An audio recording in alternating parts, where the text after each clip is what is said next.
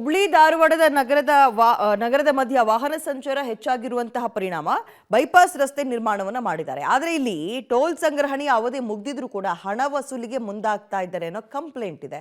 ಇದಕ್ಕೆ ಸಂಬಂಧಪಟ್ಟಂತೆ ಒಂದು ರಿಪೋರ್ಟ್ ಇದೆ, ನೋಡ್ತಾ ಹೋಗೋಣ. ಅವಧಿ ಮುಗಿದಿದ್ರೂ ಸಮಯ ವಿಸ್ತರಿಸಿ ಟೋಲ್ ಸಂಗ್ರಹ, ಟೋಲ್ ನಿಲ್ಲಿಸದೆ ಹೋದ್ರೆ ಕರವೇ ಹೋರಾಟದ ಎಚ್ಚರಿಕೆ. ಬೆಂಗಳೂರು ಮಧ್ಯದ ಈ ರಾಷ್ಟ್ರೀಯ ಹೆದ್ದಾರಿ ಎಲ್ಲಾ ಕಡೆ ಚತುಷ್ಪಥ ಇದ್ರೂ ಧಾರವಾಡ ಹುಬ್ಬಳ್ಳಿ ಮಧ್ಯ 31 ಕಿಲೋಮೀಟರ್ ಮಾತ್ರ 1998ರಿಂದಲೂ ದ್ವಿಪಥವಾಗಿದೆ.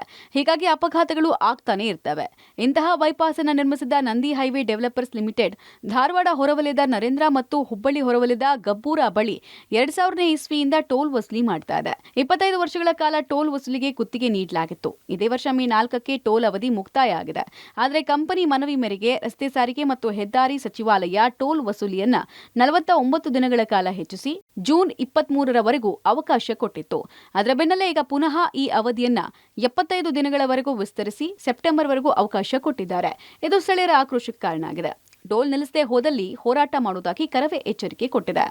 ಗಬ್ಬೂರ್ ಟೋಲ್ ಮತ್ತು ನರೇಂದ್ರ ಟೋಲ್ದಲ್ಲಿ ಅವರ ಅವಧಿ ಮೇ ತಿಂಗಳಲ್ಲಿ ಮುಕ್ತಾಯಗೊಂಡಿರೋದ್ರಿಂದ ಅವರು ಇನ್ನೂ ಕೂಡ ಬರ್ತಕ್ಕಂಥ ವಾಹನಗಳಿಗೆ ತೆರಿಗೆಯನ್ನು ಕಟ್ಟಿಸ್ಕೊಳ್ತಾ ಇದ್ದಾರೆ. ಇವತ್ತು ಅಲ್ಲಿ ಡಬಲ್ ರೋಡ್ ಕಾರ್ಯಾಚರಣೆ ನಡೆದಿದೆ, ಹುಬ್ಳಿ ಮತ್ತು ಧಾರವಾಡ ಬೈಪಾಸು. ಇದಕ್ಕೆ ಸರ್ಕಾರ ದುಡ್ಡು ಹಾಕಿ ಆ ಕೆಲಸವನ್ನು ಮಾಡ್ತಾ ಇದೆ.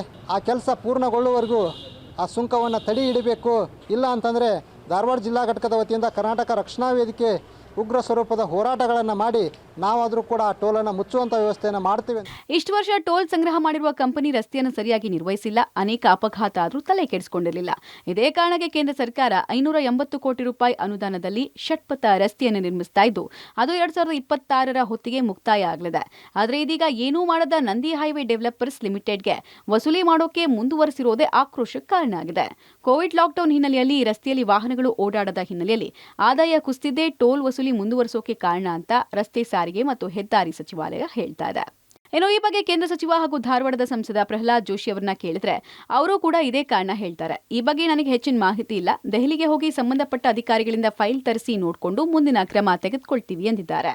ಟೋಲು ನನಗೆ ಮೊನ್ನೆ ಗಮನಕ್ಕೆ ತಂದಿದ್ದಾರೆ. ಟೋಲ್ದಲ್ಲಿ ಬೈಪಾಸ್ದಲ್ಲಿ ಇಡೀ ದೇಶದಲ್ಲಿ ಅತ್ಯಂತ ಪಾರದರ್ಶಕವಾಗಿ ಎಲ್ಲೆಲ್ಲಿ ಕೋವಿಡ್ದಲ್ಲಿ ಇಫೆಕ್ಟ್ ಆಗಿದೆ ಅವರಿಗೆ ಒಂದಿಷ್ಟು ಎಕ್ಸ್ಟೆನ್ಷನ್ ಕೊಟ್ಟರು ಅಂತ ಕೇಳಿದ್ರೆ ನಾನು ಈಗ ಡೆಲ್ಲಿಗೆ ಹೋದ ತಕ್ಷಣ ಅದಕ್ಕೆ ಸಂಬಂಧಿಸಿದ ಅಧಿಕಾರಿಗಳ ಕರೆದು ಮಾತನಾಡಿ ಅದು ಏನಿದೆ ಸರಿಯಾಗಿ ತಿಳ್ಕೊಂಡು ಅದನ್ನ ಬಗೆಹರಿಸಿ. ಹಲವು ವರ್ಷದಿಂದ ಈ ಟೋಲ್ನಿಂದ ರೋಸಿ ಹೋದಂತಹ ಜನ ಮಾತ್ರ ಆಕ್ರೋಶ ಹೊರಹಾಕುವುದನ್ನು ಮುಂದುವರೆಸಿದ್ದಾರೆ. Javad public TV Dharwad.